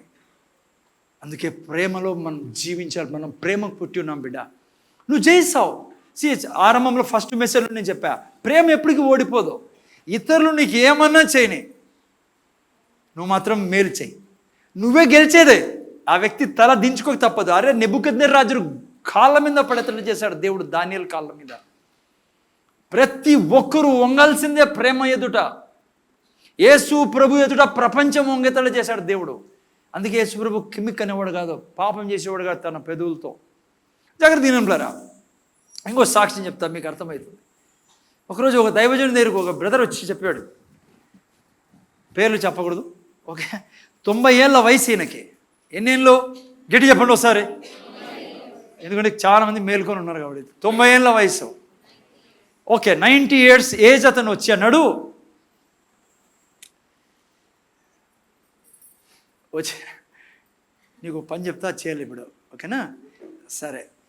90 ఏళ్ళ వ్యక్తి వచ్చి అన్నాడు, ఒక దైవజనునితో మాట్లాడుతూ, బ్రదర్ బ్రహ్మాండం 90 yearsలో అన్నాడు, బ్రదర్ దేవుని కృప అది మాట్లాడుకుంటా అన్నాడు, గత 40 సంవత్సరాలలో నేను ఎన్నడే కానీ చిన్న రోగం కూడా నా శరీరంలో రోగం రాలని నాకు.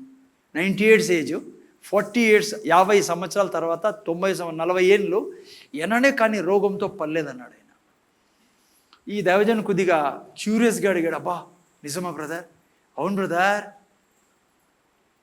40 ఏళ్ళ క్రితం ఒక ప్రీచింగ్ విన్నా, ఇప్పుడు మీరు వింటానే ప్రీచింగే. ఆ ప్రీచింగ్ తర్వాత నేను ఇంతవరకు దాన్ని ఫాలో చేస్తానన్నాను, అందుకే ఇంత ఆరోగ్యంగా ఉన్నానని చెప్పి ఆయన 2 విషయాలు కూడా చెప్పాడు. మొదటి ఏం చెప్పాడంటే, మత్తయి సువార్త 10:30లో ఏం రాబడిందంటే, నీ తల వెంట్రుకని తీద్దండి. నేను చెప్తాను, ముందర చూడండి, ఈ వాక్యం చెప్పాడంట. ఆయన తల నిండా ఎంటికలు ఉన్నాయి. నాకు ఇవి చదివిన తర్వాత అనిపించింది, ఓహో ఇవి ముందే తెలిసినంత బాగుండని. కొంతమంది కనెక్ట్ కావడంలా. పోన్లేండి, ఆడ ఏం రాయబడిందంటే, నీ తల వెంట్రుకలన్నీ లెక్కించబడి ఉన్నాయి. ఈయన ఆ రోజు నుంచే, ప్రభువా నా తల వెంట్రుకలన్నీ లెక్కించబడి ఉన్నాయి, అందుకే ఒక్కడు కూడా పడ్డానికి వీల్లేదు. అందుకని ఈయన 90 ఏళ్ళైనా ఒక ఇంటికి కూడా పోలేదు. చాలామందికి అర్థమైందా అర్థం కాలేదా? అంటే ఆయన తల నిండా వెంట్రుకలు ఉన్నాయి. చూడండి, నువ్వు ప్రేమలో నడుస్తూ ఉంటే ఒక ఇంటికి కూడా పర్లేదంట. అంటే ఆయన తల అంతా అట్లే ఉంది, యవనస్తుడు తల ఉన్నట్లుగా అని చెప్పి నోరు తెరిచి పండ్లన్నీ చూపించాడంట. ఒక్క పండు కూడా పోలేదు లెక్కేసుకుని. అంటే నిజంగా ఆ పండ్లన్నీ అట్లా ఉన్నాయంట. 32 ఉంటాయి, 36 ఉంటాయో, 30 32నా 32 పనులు ఉన్నాయంట. సాక్ష్యం నిజం చెప్తున్నాం మీకు. ఆ దైవజనుడు పైన కింద చూసి, ఏ బ్రదర్ నువ్వు 90 నిజంగా? 90 సార్, ఏం ఒక పండు కూడా ఉన్నా అంటే ఆయన అన్నాడంట, నువ్వులే చెప్తా పైకి, వీళ్ళు దిక్కు తిరుగు, నీ నాలుక బయటికి తీ, అది గుడ్, కూర్చో. మీరు నవ్వుతారు కానీ ఈ దైవజన్ అన్నాడు, బ్రదర్ ఇది నీకు ఒక పండు కూడా ఉండలేదా? బ్రదర్ ఏంటి కారణం అంటే, బాగా చెప్పాడు, అందుకే మీకు చెప్తాను ఆయన సాక్ష్యం. ఆయన ఏం చెప్పకుండా నాలుక బయటికి తీశాడు. ఇప్పుడు ఈ పిల్లడు తీసినట్టు కొద్దిగా తీశాడు, ఆయన మొత్తం తీశాడంట.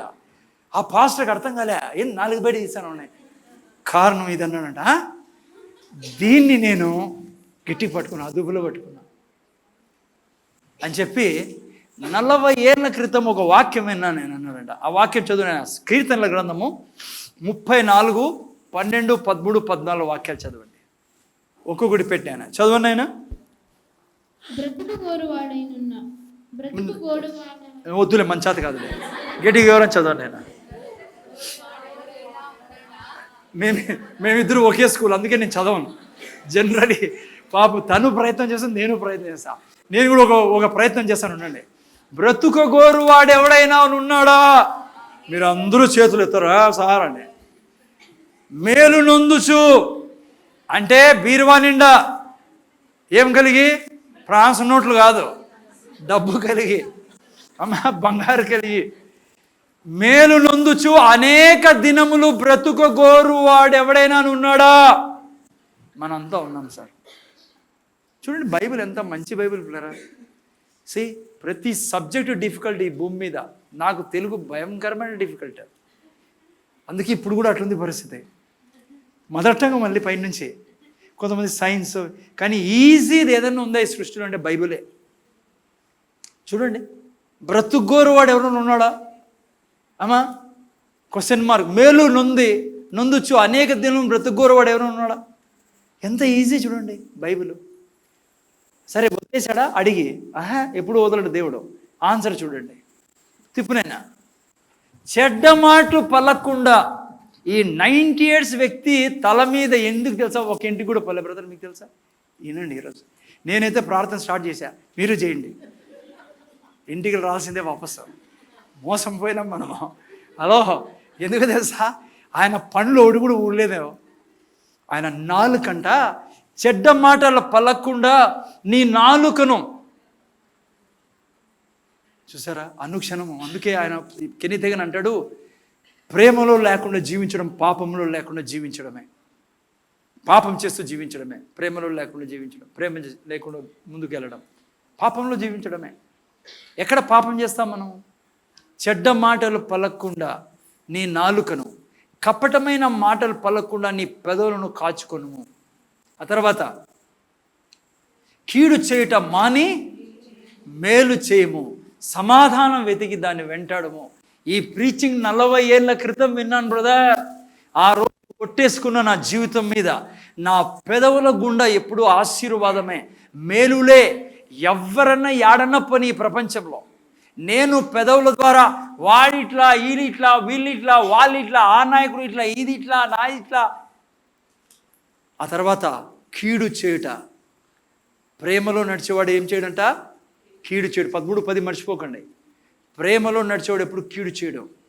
నేను చెప్తున్నా, ఇంకో మనిషిని ముందర చూడండి, అయినా ప్లీజ్ ముందర చూడండి. ఇంకో మనిషి జీవితంలో ఎప్పుడు ప్రవేశించదు బిడ్డ. చేతులు ఎత్తి మొక్కుతా నీకు. నీ జీవితంలో ప్రతి నాశనానికి కారణం ఏమో తెలుసా? మనిషిని ఇంకో మనిషిని నువ్వు అసహించుకోవడం, దేవుణ్ణి అసహించుకోవడం. ఎందుకంటే మనిషి దేవుని స్వరూపంలో పోలికలో ఉన్నాడు. ఇంతవరకు నువ్వు చేసిండొచ్చు, నేను చేసిండొచ్చు. వద్దు, ఆపుదాం. ప్రేమలో జీవిస్తాం బిడ్డ. తరాలు వెళ్ళిపోయినాయి. రాజులు గొప్పవాళ్ళు చచ్చిపోయారు ఈ భూమి మీద ప్రేమలో లేకుండా, పగలో జీవించి. నేను చెప్తున్నా, ప్రేమలో జీవించేవాడు ఎప్పటికీ జీవిస్తానే ఉంటాడు బిడ్డ. నీ కందమ్మలు, నీ దేవుడిచ్చిన బిడ్డలు, నీ వంశం నాశనం కాకూడదు. ఆగు. ఈ ఇంట్లో నీకు పుట్టిన బిడ్డలకి నువ్వు అన్నం పెట్టడం కాదు ముఖ్యము, ప్రేమలో నడవడం నేర్పించు. దానికి నువ్వు జీవించు ప్రేమలో వాళ్ళ ఎదుట. ఓకే, ఈ వ్యక్తి అన్నాడు, ఈ ప్రీచింగ్ వినిన తర్వాత నా జీవితం మారిపోయింది. కొత్త నిబంధన ప్రకారం నిన్న వారం కూడా చెప్పాను నేను దేవుడు ఏం కోరుకుంటాడో తెలుసా? 4:32 పెట్టాను. ఎఫెసీయులు రాసిన పత్రిక 4:32. డిమాండ్ ఏం చేశాడో తెలుసా? నీతో నాతో 4:32. ఒకని ఎడల ఒకడు దయ కలిగి కరుణా హృదయులై. ఎవరితో? భర్తతో భార్యతో కాదు, అందరితో. అందుకే నీ పెదవులు కూడా ఏ ఆఫీసర్ గురించి కానీ జాబ్లో నేను వింటానరా? నేను ముందు చూడండి, నువ్వు ఎంప్లాయీవి, ఎక్కడైతే జాబ్ చేస్తున్నావో, ఎవరైతే జీతం ఇస్తున్నారో, ఎవరి ఇంట్లో ఉంటున్నావో, ఈ భూమి మీద ఎప్పుడు కూడా వింటున్నావా? కీడు మాట్లాడకు. బైబిల్ ఏమంటుంది తెలుసా? ఒకని ఎడల ఒకడు దయ కలిగి కరుణా హృదయులై క్రీస్తునందు దేవుడు మిమ్మల్ని క్షమించిన ప్రకారం. ఎవరు క్షమించిన ప్రకారం? దేవుడు మిమ్మల్ని క్షమించిన ప్రకారం మీరును ఒకరినొకడు క్షమించుడే. దేవునితో సమానంగా ఉండాలి మీరు నేను క్షమించడంలో, ప్రేమించడంలో. ఎందుకు తెలుసా? రోమియోలు రాసిన పత్రిక 5:5 ప్రకారం ఆ ప్రేమ మనలో కుమ్మరించబడింది. అందుకే 5:1 అంటాడు ఎఫెసీయులు రాసిన పత్రిక, దేవుడు అంటాడు నన్ను పోలి జీవించుడే. అందుకే ఈ దైవత్వాన్ని బయటికి రాకుండా చేయడానికి సాతాను నువ్వు ప్రేమతో బతకకుండా చేయాలని వాడు. నువ్వు దైవత్వాన్ని బయటికి తేవాలంటే ఎందుకు యేసుప్రభుని చూసి దయ్యాలు భయపడేది? ఎందుకు యేసుప్రభు అడ్మిట్ కాలే ఒకరోజు కూడా? ఎందుకు యేసుప్రభు ఒకరోజు కూడా ట్యాబ్లెట్ వేసుకోలే? ఆ తర్వాత శిష్యులు చూడండి మీరు, పెంతెకోస్తు దినం తర్వాత పౌలు ఎందుకు మాత్రలు వేసుకుని హాస్పిటల్ వెళ్ళని రాయలే బైబిల్లో? అడ్మిట్ అయ్యిండే సవేరా హాస్పిటల్లో వారం కోసం, రాశారా బైబిల్లో ఏడన్నా? ఎందుకో తెలుసా? ప్రేమ. వాళ్ళు ఎప్పుడు ప్రేమించేవాళ్ళు ఇతరులని. ఆ తర్వాత పెదవుల మీద నాలుక మీద కీడు చేసేవాళ్ళు కాదు వాళ్ళు. ఇప్పుడు ఒక మాట చెప్పాలనుకుంటాను అనుకున్నారా? హలో, మళ్ళీ ప్రేమ అంటే కొద్దిగా రాంగ్ ఇన్ఫర్మేషన్లోకి పోగండి. ముందర చూడండి ఆయన, ప్రేమ అంటే మళ్ళీ ఇది కూడా కాదు. ప్రేమకి ఇంకో కాయిన్ ఉంది, ఇంకో సైడ్. కాయిన్ ఏమంటారు? సారీ, కాయిన్ కాదు, ఇంకో సైడ్ ఉంది. ప్రేమ ఎప్పటికీ వాక్యంతో నిలబడుతుంది పిల్లరా. ఓకే, ఉదాహరణ చూడండి. ప్రేమ అంటే ఇది కాదు, అదేదో డోర్ మ్యాట్ ఉంటుంది చూసారా, డోర్ దగ్గర వేసే మ్యాట్, అందరూ తొక్కుంటూ వస్తారు. ప్రేమలో జీవించండి, అందరూ తొక్కుతానే ఊరుకోవడం అని కాదు. అది కూడా జాగ్రత్త ఉండాలి మీరు. జాగ్రత్త తినరా. యేసు ప్రభు ఎన్నడూ పాపం చేసినోడు కాదు కదా. అయితే మనలాగా అన్ని శోధనలో అవి వెళ్ళాడు, కానీ పాపం చేయలేదు ఆయన కదా. కానీ ఒకసారి ఏం జరిగింది? దాదాపు 2 సార్లు. ఒకసారి ఏం చేశాడు యేసు ప్రభు? తాడు తీసుకున్నాడు, మనుషులు కొట్టే కాదు, జంతువులు కొట్టేకి. ఆ తర్వాత ఆ మనుషులు ఏం చేశాడు? అక్కడి నుంచి పారద్రోలాడు పిల్లరా, బయటికి పడినాడు. ఎందుకంటే నా ఆలయం ఏదనుకుండేది? ప్రార్థనకు, దేవుని మహిమ కొరకు ఆలయం ఉండేది. ఇది కూడా ఉండాలి మీకు నాకు. అంటే వాక్యానికి విరోధంగా ఎవరైనా ఏదని చెప్తా అంటే ప్రేమించమన్నాడు సార్, నేను చేస్తాను. బాటలు తెచ్చిమని తెచ్చిస్తున్నా, కూర్చొని తాగమన్నాడు, 2 పెగ్గులు నేను కూడా వేసుకున్నాను. ఎందుకంటే ప్రేమ సార్, తొక్కేశాడు సాతాన్ని నేను. అది కాదు ప్రేమ. ప్రేమ ఎప్పుడు వాక్యాన్ని నిలబడుతుంది. ఓకే, ఇంకో ఉదాహరణ. ఎవరైనా సామెతల గ్రంథం తిండి, సామెత గ్రంథంలో ఒక వాక్యం నా గురించి చదవండి, 13:24 చదవండి ఎవరైనా. చూడండి ఏం రాయబడింది ఇక్కడ. వేరే అది కూడా చూపేలా కాయిన్ మీకు. అమ్మ ముందర చూడండి, ప్రేమ అంటే ఏదో చెప్తానని నేను. ముందర చూడాలా. తల్లిదండ్రులు, మనం పిల్లలు ఉన్నారు మనకి, ప్రేమ అని చెప్పేసి వాళ్ళు ఏది చేస్తున్నా ఊరికి ఇవ్వడం కాదు ప్రేమ అంటే. బెత్తం వాడని వాడు తన కుమారునికి, నేను ఇది వస్తుందే రికార్డింగ్లో, బెత్తం వాడని వాడు తన కుమారునికి విరోధి, కుమారుని ప్రేమించువాడు. అరే బాబోయ్, ప్రేమ ఏం చేస్తుందంట? గుర్తుపెట్టుకోండి. మళ్ళీ కొంతమంది నేను ఒక సైడే చెప్పి పంపించాను అనుకో, నువ్వు ఏమన్నా చేసుకోరా, టీవీ చూసుకోరా, నేనేం చేయనురా, ప్రేమించాలందా. క్రైస్తవులు నమ్మకం లేదు, ఎప్పుడేం చేస్తారో ఏమో. అందుకే జాగ్రత్తగా ఉండాలా, మేము జాగ్రత్త. ఓకే, అర్థమైందా? యేసుప్రభు ఏం చేశాడు? పాపం ఎప్పుడు చేయలేదు యేసుప్రభు. ప్రేమామూర్తి, ప్రేమలో చూడు, కానీ తాడు తీశాడు. అందుకన్నాడు పదండి ఇటు నుంచి. ఓకే, అందుకే నేను కూడా ఎప్పుడైనా స్ట్రిక్ట్గా ఉంటే తప్పు అనుకుంటాను. ప్రేమ గురించి ప్రీచ్ చేస్తాడు, కానీ ఈ మందిరంలో డిసిప్లిన్ చాలా అవసరం. అందుకే నేను తల్లిదండ్రులకు చెప్తానమ్మా, మీ పిల్లలు దగ్గర పెట్టుకోండి ప్రెజెంట్ వర్షిప్ టైంలో. నేనా ఎందుకు చెప్తున్నా? నువ్వు ఒకదానివే డిస్టర్బ్ అవుతున్నావు. నువ్వు వదిలేసావు అనుకో పులిని, ప్రపంచమంతా డిస్టర్బ్ అయినా, ఇక్కడ వచ్చినంతా డిస్టర్బ్ అవుతారు. తప్పేం కదా, నా బిడ్డలు కూడా వాళ్ళు మిమ్మల్ని ప్రేమిస్తాను, నేను గద్దిస్తాను కూడా నేను. ఎందుకంటే నా బాధ్యత అది, ప్రేమిస్తాను కాబట్టి గద్దిస్తాను. నేను వర్షిప్ టీం చెవి పెట్టా వీళ్ళకి, ప్రాపర్ టైంకి రాలేడా, ఆదివారం ముందు వచ్చి ప్రార్థనలో ఉండాలా, ప్రాక్టీస్కి రాలా. ఎవరిదైతే ప్రీచింగ్ ఏముంటుంది, అది వర్షిప్ ఉంటుందో ముందు శనివారం రాలనైనా మీరు ఈడొచ్చి పొద్దున్న వచ్చి ఇది చేయకండి, ముందే నేర్చుకోండి. నేను చాలా డిసిప్లిన్ అంటే పక్కన ఉండండి. నీకు అవసరం లేదు, దేవుని పని చేయకూడదు, దేవుని కొరకు ముందుకు వెళ్ళకూడదు అంటే నువ్వు పక్కన కూర్చో, అవసరం లేడా. జాగ్రత్త, సీరియస్ చెప్తున్నాను పిల్లరా, చాలా అవసరం ఇది. ఆయన తాడు తీసుకున్నాను, నేను తాడు తీసుకోలేదు అనుకో, అంటే తాడు తీసుకుని మనుషులు కొట్టే కాదు ఆయన, జంతువులు పారద్రోలేకి. కానీ మనుషులతో ఏమన్నాడు, ఇది ఇక్కడ చెల్లదు, ఇది దేవుని ఆలయం. సో పాస్టర్గా నేను ఎప్పుడైనా ఏదైనా గద్దించినా, ఏదైనా జరిగినా ప్రేమ అంటాడు, మళ్ళీ అది కాదు ప్రేమ, అది దొంగ ప్రేమ. అది నిన్ను సరిగ్గా పెట్టడం నా బాధ్యత. ఎందుకంటే ఇక్కడ సైతాన్ పనులు జరగకూడదు. అర్థమైందా? చాలామంది అందుకు చెప్తున్నా, ఇది మంచిది కాదు, నేను ఫోన్ చేసి కూడా చెప్తాను, అందుకే తప్పుగా అనుకోదానికి నేను క్లారిఫై చేస్తున్నాను మీకు. ఈ చర్చిలో గలీజ్ అంత చెల్లదు, చాలా ప్రేమ ఉంది నాకు. అది ఇది చేయరు, మంచి వాళ్ళు ఉన్నారు, మీరు అంతా చాలా మంచి. సారీ ఏమనుకోద్దండి, మళ్ళీ మీరు అట్లా చూస్తున్నారు అది ఎక్కువ. మీతో చాలా జాగ్రత్తగా ఉన్నాను నేను మొత్తానికి. సో మీరు మంచోళ్ళు, నేను మంచోడినే కదా. ఓకే, ఎనియో. సో ఎక్కడున్నాం మనం అసలుకి? ఓకే మన పిల్లలు కొడతామా లేదా? పిల్లలు కొట్టాలి పిల్లరా, పిల్లలు తప్పు చేస్తే కొట్టాలా, లేదంటే నిన్ను కొడతాడు. మళ్ళీ కొట్టాలని చెప్పినప్పుడు పశుమా చేయకూడదు. నేను చెప్తున్నా మీకు చాలాసార్లు చెప్పా, నోటిని పిల్లల దగ్గర వాడకండి దయతో. నోరు తెరిసే పిల్లలకి దీవెనే రాలా. కొంతమంది ఉన్నారు, సుప్పనాతి లేవే నువ్వు అని.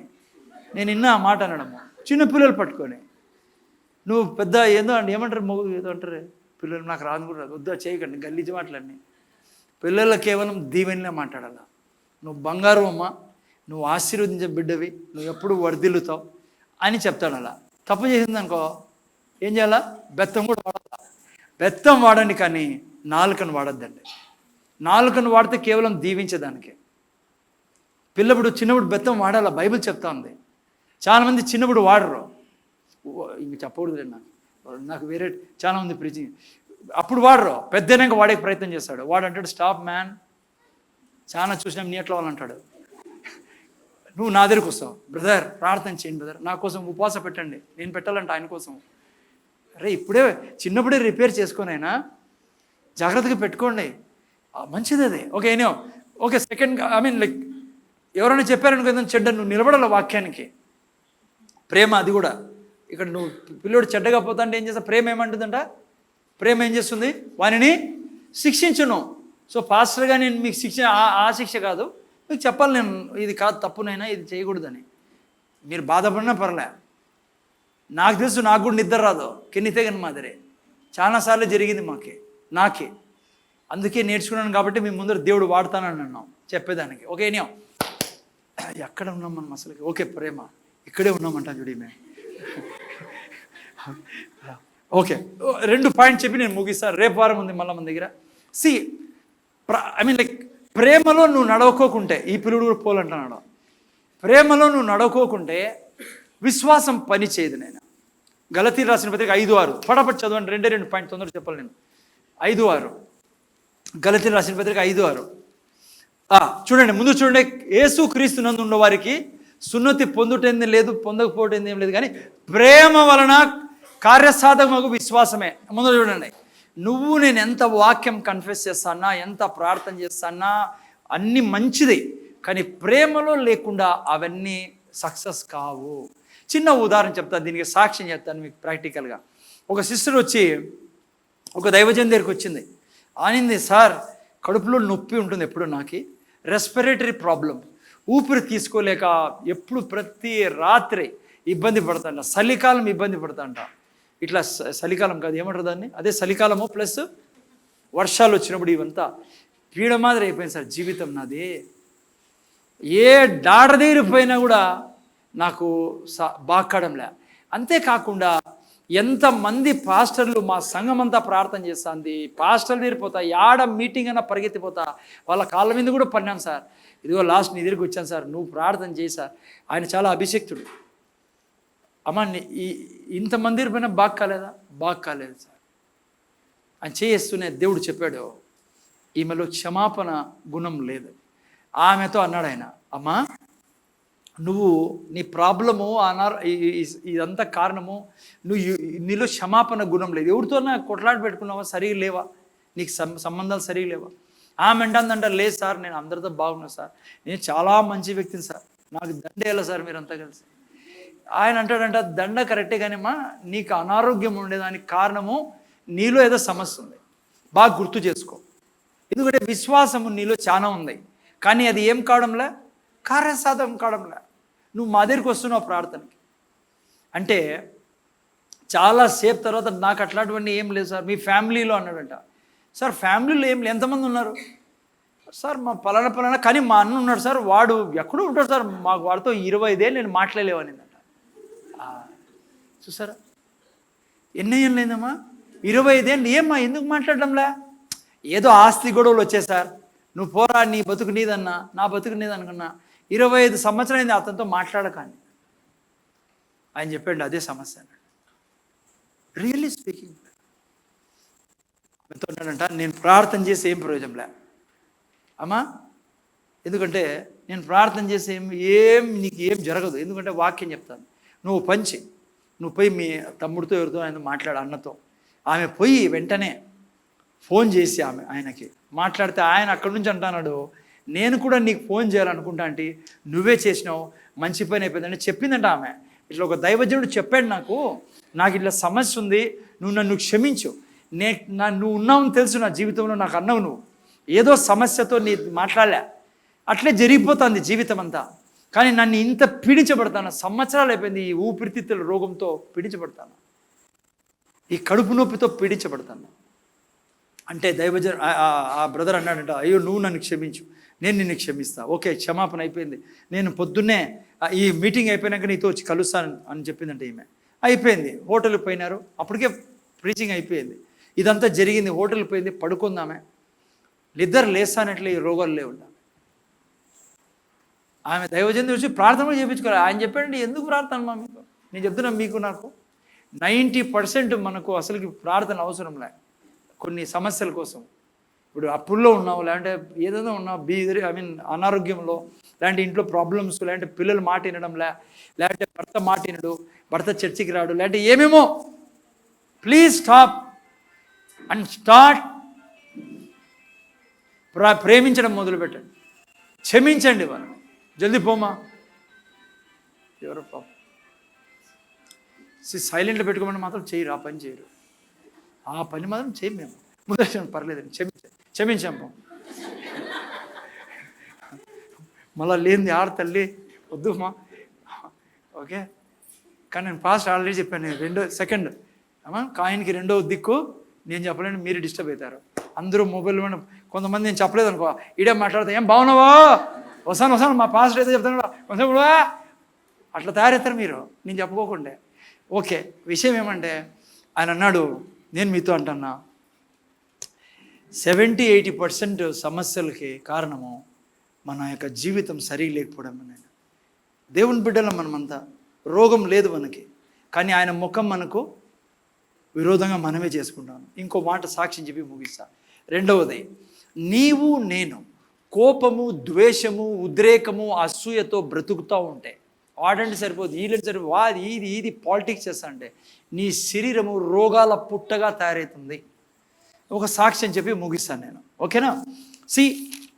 ఆల్రెడీ మీకు చెప్పా, ప్రేమ ఏం చేస్తుంది, అనిమోసిటీలో ఉండదు, ఇల్విల్లో ఉండదు, అంటే కోపము, ద్వేష, పగలో ఉండదు. నాయన ముగిస్తాను, ముందు చూడండి.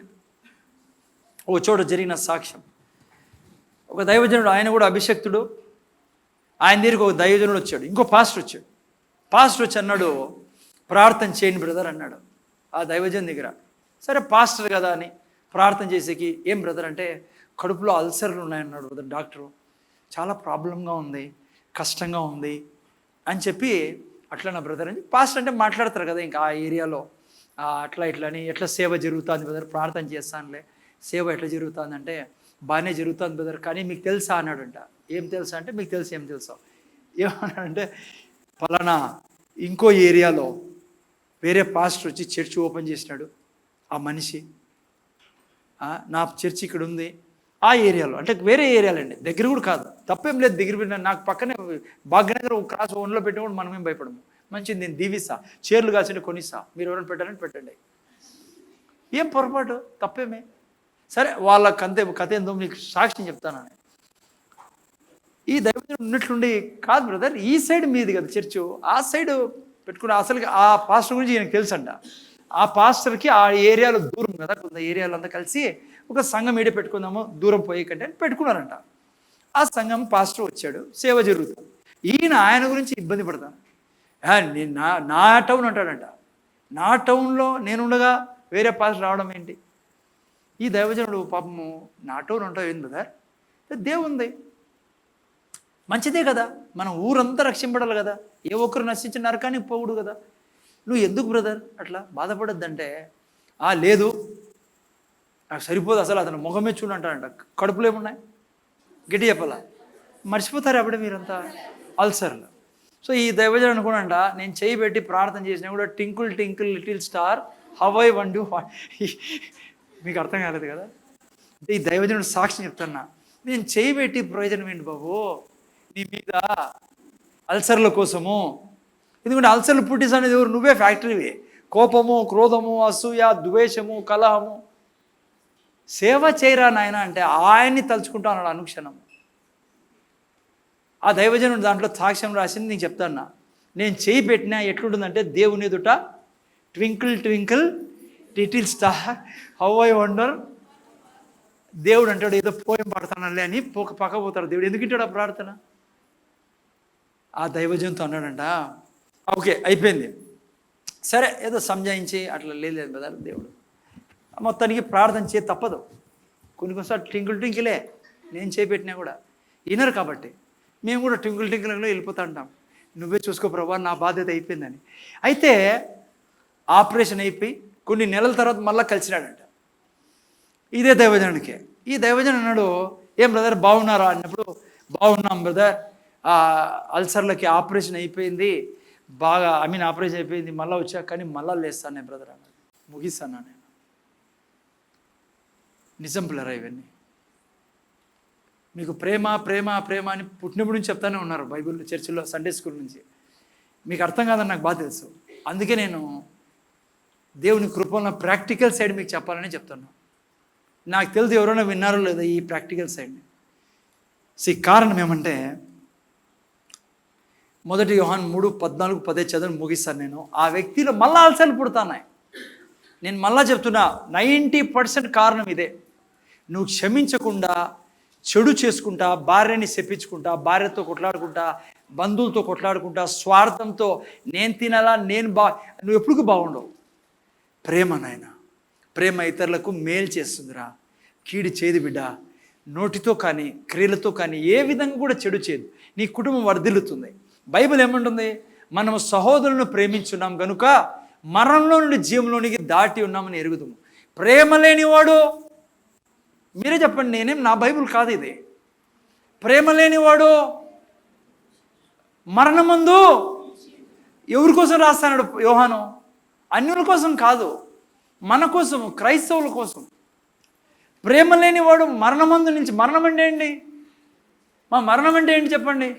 నిద్ర రాకపోవడం రాత్రి. మరణం అంటే ఏంటి?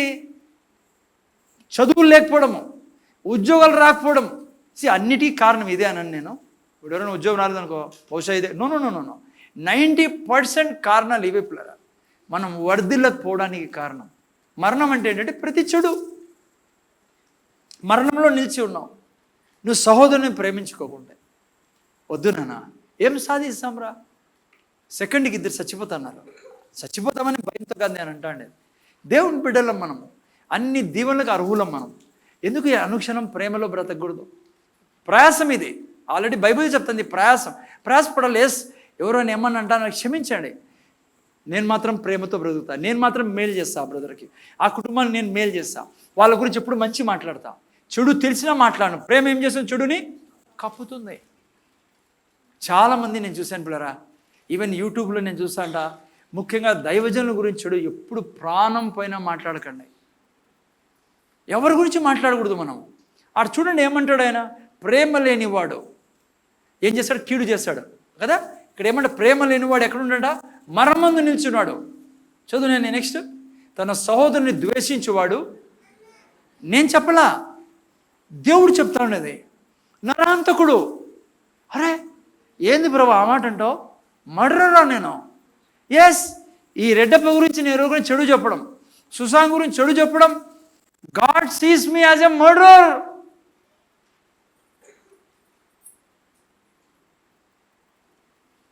అందుకే పిల్లరా, బైబిల్ చెప్పినట్లు మీరు నేను జీవిస్తే. అందుకే బ్రదర్ కెన్నీ తాగని అంటాడు, ప్రేమ లేకుండా జీవించడం పాపంలో జీవించడంతో సమానం. బైబిల్ అంటుంది, తన సహోదరుని ద్వేషించేవాడు నరహంతకుడు.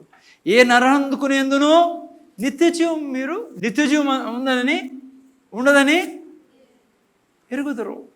చాలు, నేను ముగిస్తాను.